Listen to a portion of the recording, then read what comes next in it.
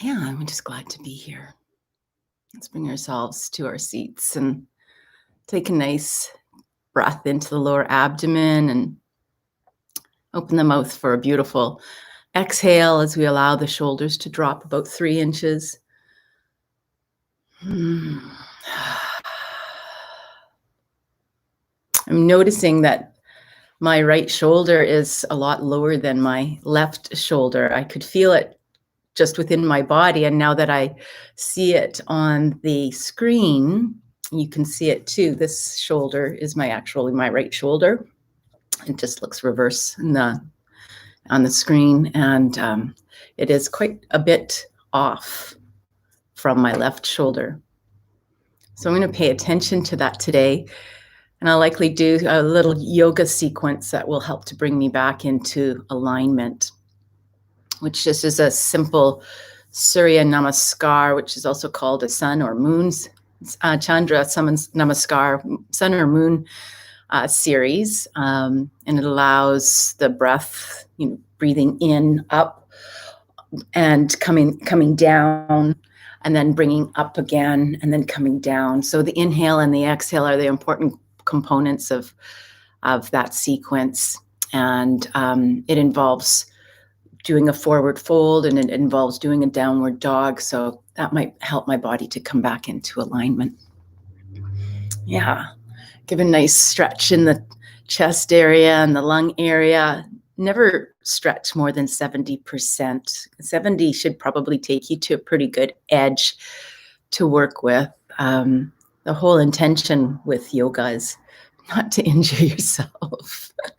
There's no value in injuring yourself. You can take yourself to a place of going, oh my gosh, I want to come out of this, but not in a pain place, but more out of I call it restlessness. Yoga allows you to work with that restless area. It's like, oh, I can't sit here another minute, or I can't stay in this pose another minute. And I have a friend that teaches yin yoga, and I joined him in one of his classes, and I came out of it and I'm like, ah. And it was quite hilarious because it was like just holding a pose for so long, and finding the peace in that, getting past that restlessness. It's so funny. And then I can go to a Kundalini class where you're doing 1,000 of these, and I'm loving it because I love that movement. That Saturdays I do a 3-hour yoga class with one of my teachers, and it's pretty easy to get to your edge after 3 hours, and I love it. It's like, I love it. So sometimes when we do meditation, we get to our edge because we have restlessness. It's like, I don't have time to sit today. I don't have time to go to my cushion today. It's 8:03. Like, why can't, and even this morning I was like, I need to go out later today. And I thought, I need to have a nice shower, do my hair, figure out what to wear. Maybe I'll be ready by 8 and take it down to my seat and my cushion so that I can just carry on with my day right from this place. And it didn't happen. And it's like, oh, well, that's just part of life, and I'm okay with it. So here I am. Yay. So in my shower, I do my grounding and centering and aligning. When I first stepped into each layer of my learning, had some value to it in a way that I needed to incorporate it into my life. So I grew up in a spiritual family, and but because I was blonde and I grew up in a dumb blonde era, I needed to go to university, and I had to show everybody how smart I was. So I came back into my spirituality a little later. Well, as a profession, a little later. But I started yoga with my mom when I was 15 years old. And I'm so glad I did, because she had early onset dementia at 57. So lost her pretty early. So I'm really glad I had that valuable time with her early on. And she pass until she was in her 70s, but she lost the ability to speak. And what she really taught me during those times is the value of energy, and that it's not even really this. I could sit here in silence and be in silence with you while we do this, enjoy our time together, and you will find that you will energetically feel something. So people were always watching us when she was in the care home, because we would have a conversation, and they would say, "Do you mind if we just watch you and your mom together?" And I'd say, "No, it's my pleasure." It's really a beautiful, energetic experience. So know that you're taking more from this than just this, that there is an energy exchange of hopefully love and peace and learning in our interactions in our 31 days together. And allow it to give yourself permission to receive. The body energetically will not receive something that is not permitted, or the body will only allow so much to come through to you. So give yourself permission to receive. Mm-hmm. And even with our thoughts, it's so important.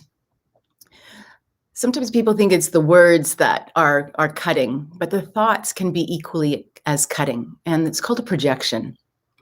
So I invite you to be aware of your thoughts, and that's the beauty of the membership, is that each month we step into really taking a look and challenging our thinking and wondering how we're showing up in the world. Not wondering, we get to see how we're showing up in the world, in our thoughts, our words, and our actions.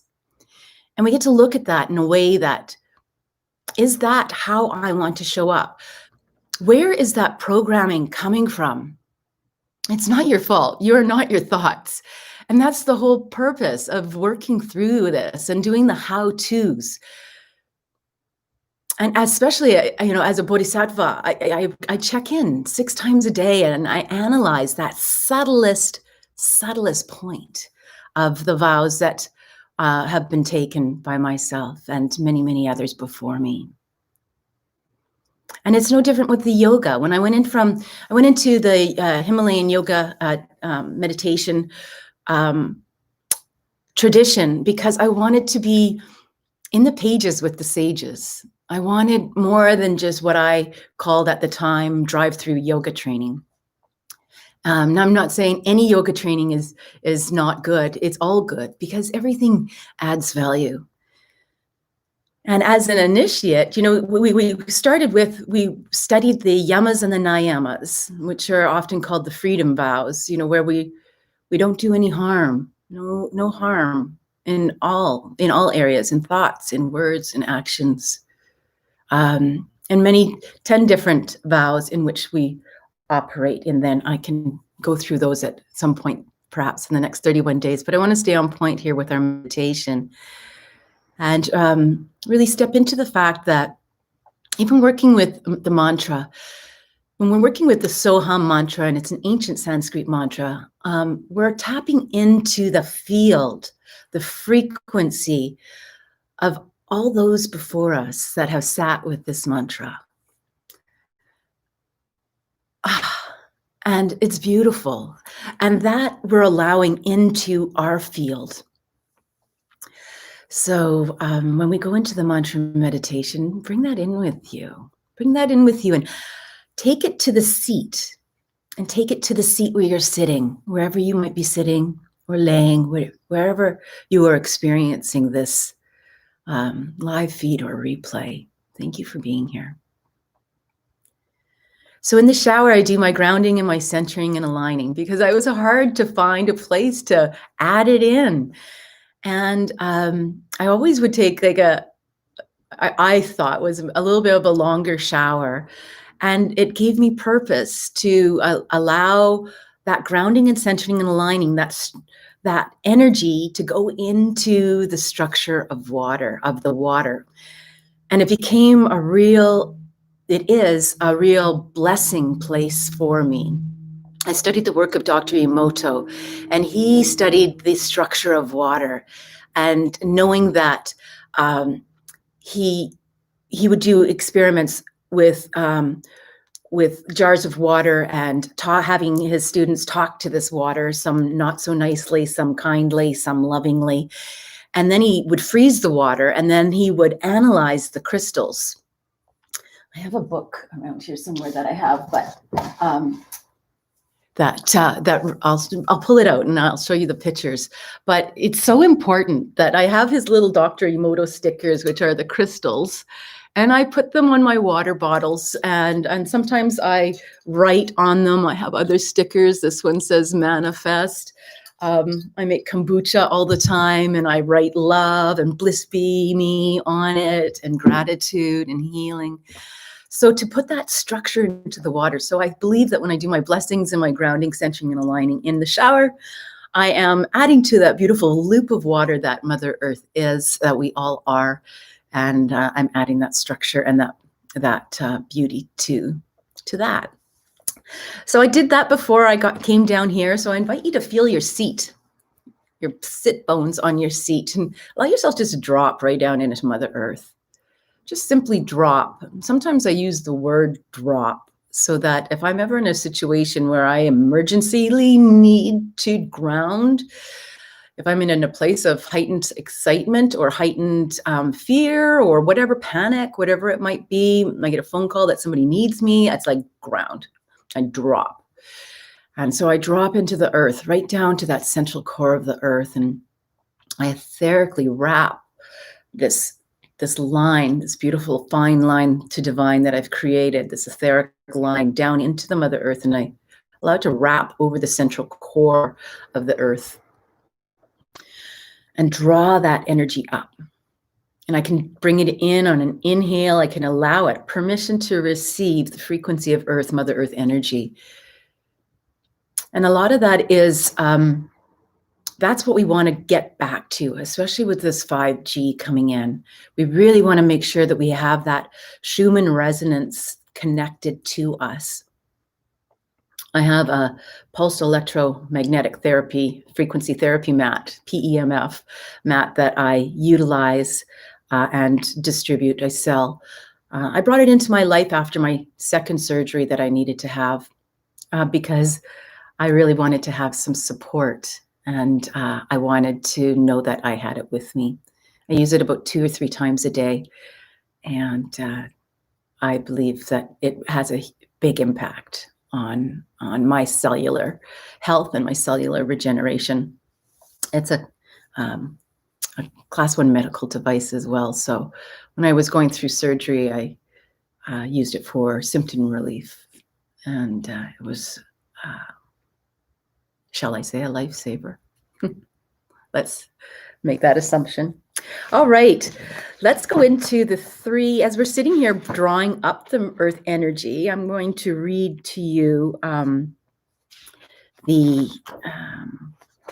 3 top benefits for meditation that I found in this white paper. A white paper means it's a study.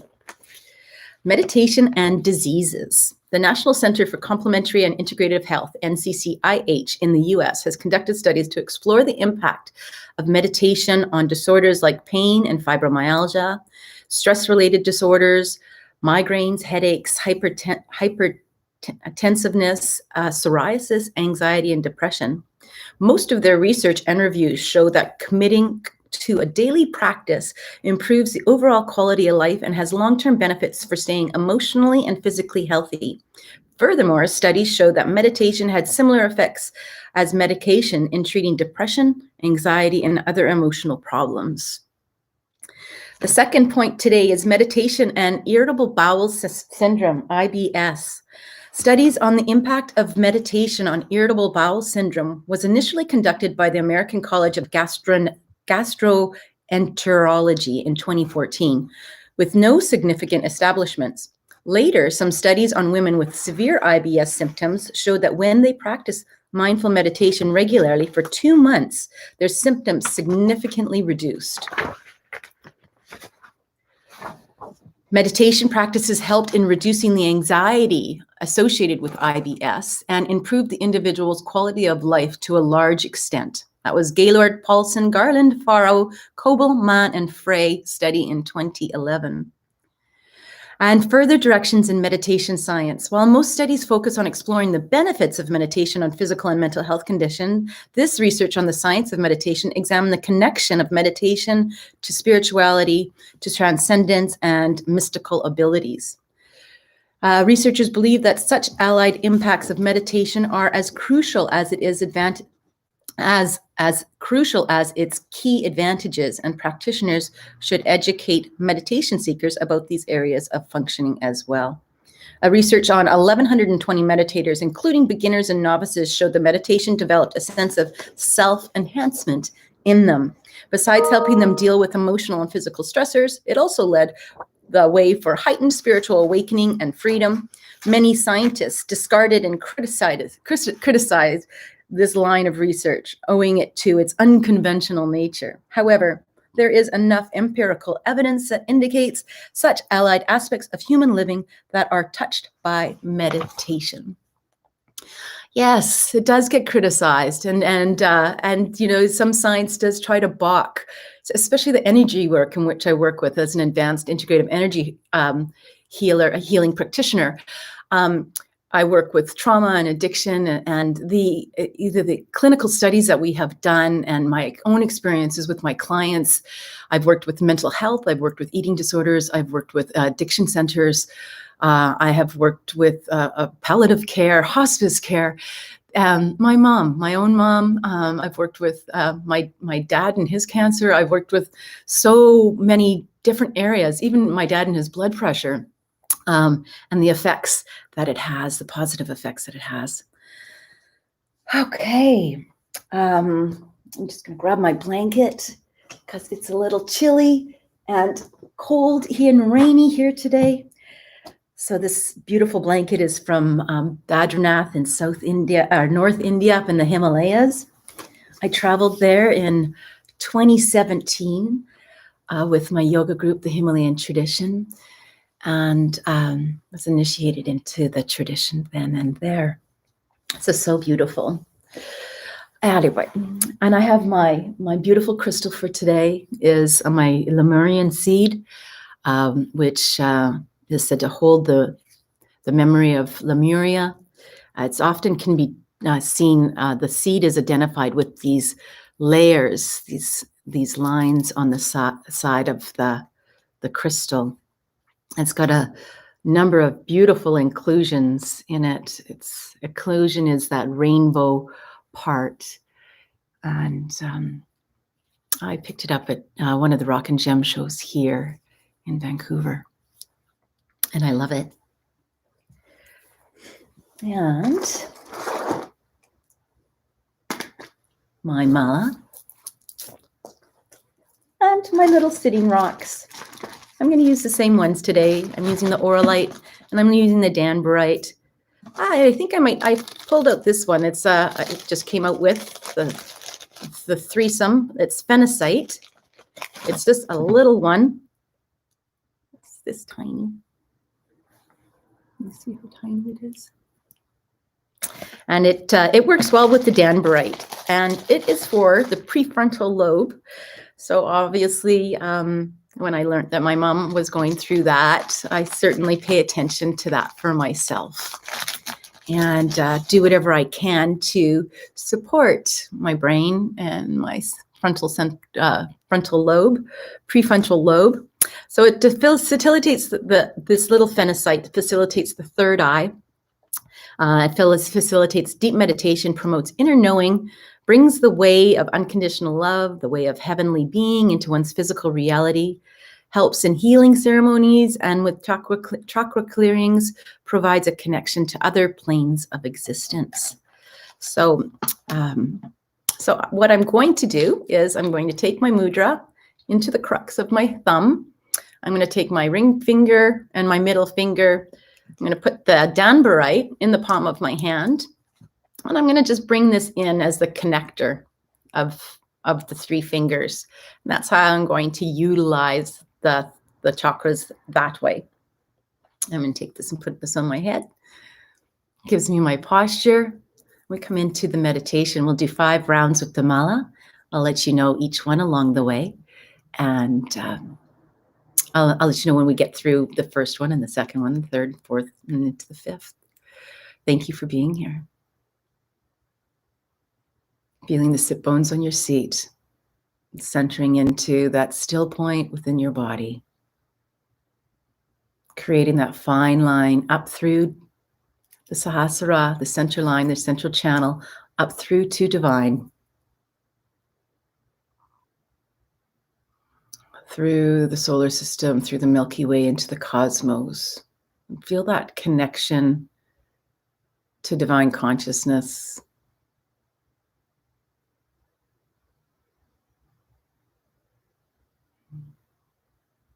And permission to receive.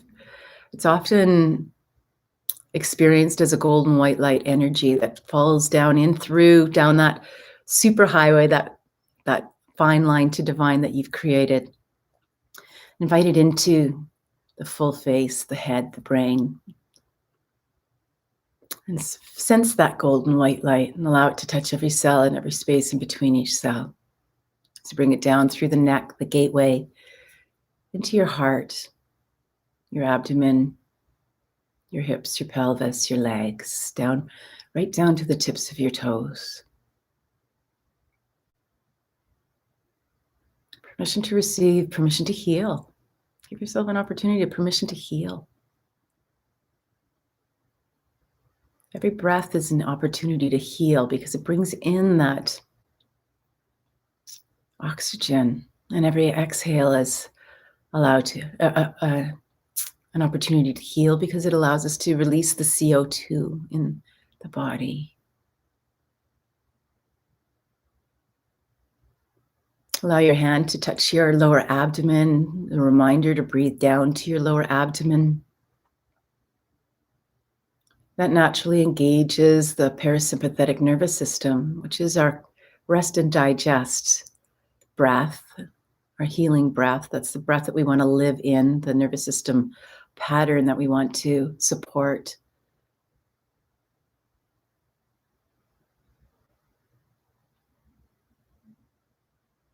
Feel the coolness of your breath on your nostrils and the warmth of your breath in your nostrils on the exhalation. That allows us to become present.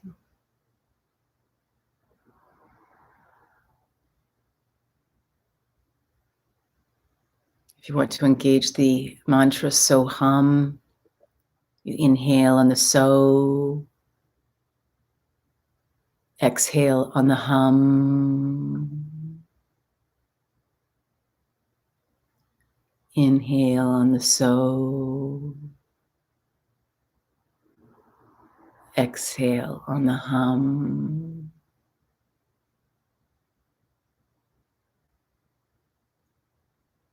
And we'll begin.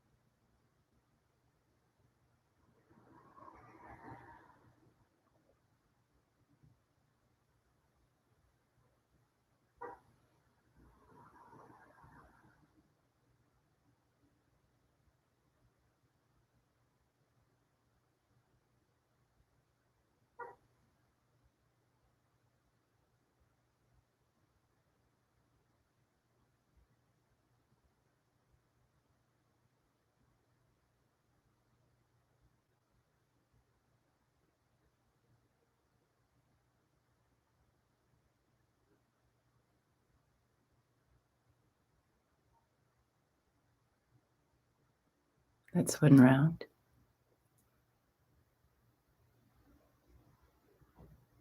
Curl your lips up a little bit.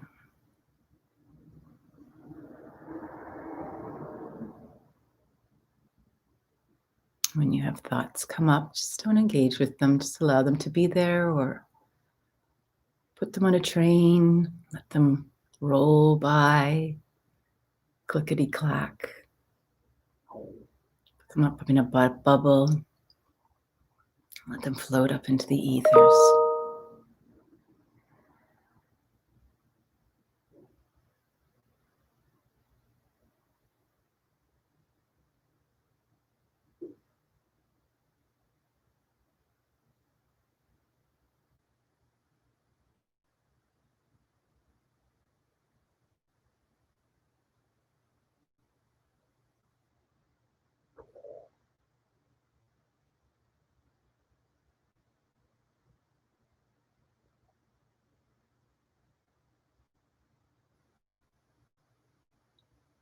Oops.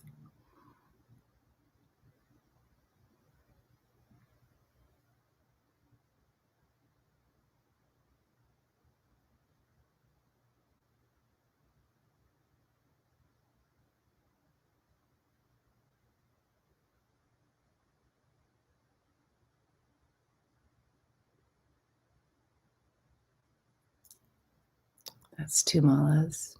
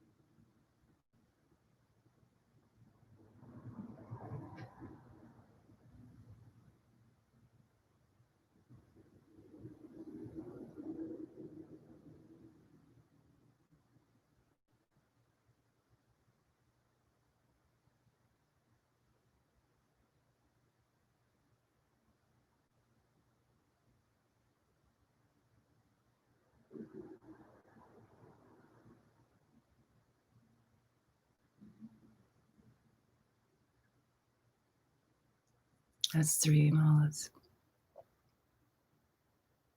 Guru, thank you, thank you. Guru, thank you.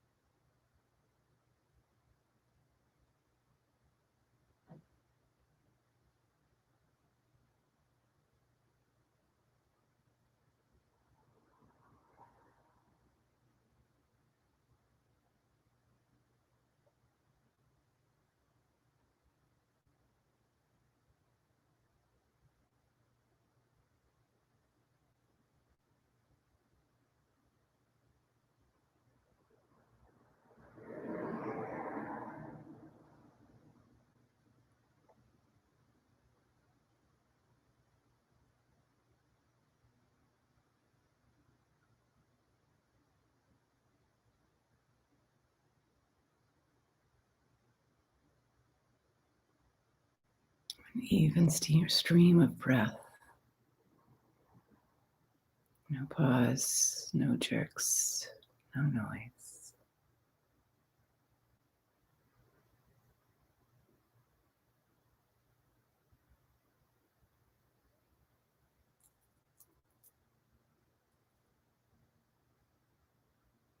That's 4.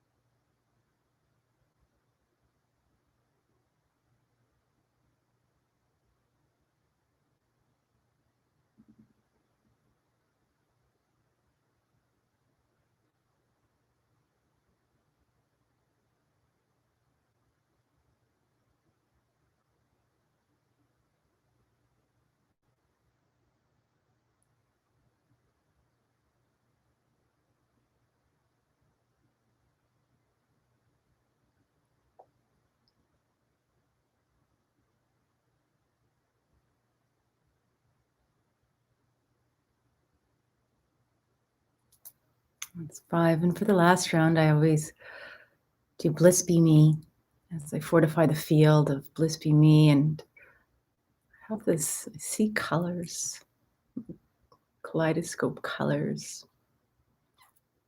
Puts a little pep in my step because it's just a quick mantra. Bliss be me, bliss be me, bliss be me, bliss be me, bliss be me, bliss be me, bliss be me, bliss be me. And then just breathe slowly in the background.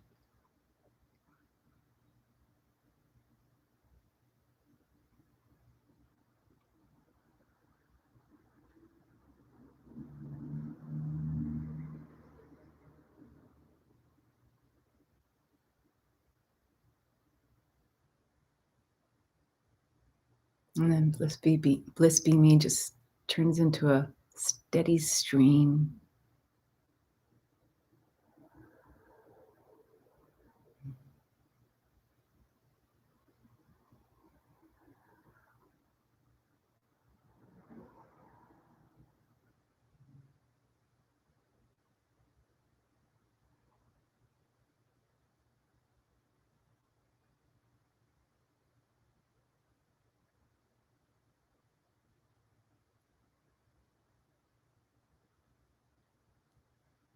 We're complete.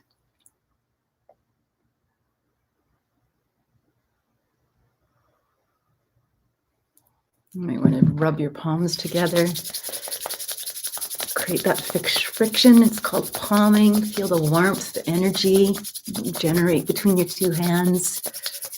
And just cup it over your eyes. Allow your eyes to open up into your hands. Feel the warmth that's radiating off your hands. Allow your eyes to absorb that.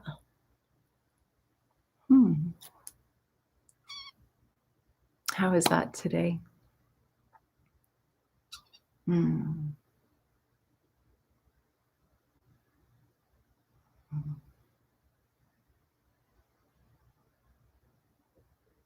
Sometimes I can sit in the meditation for a very long time. And, oopsies. When time warrants, when I have the time, it's a beautiful opportunity to spend more time.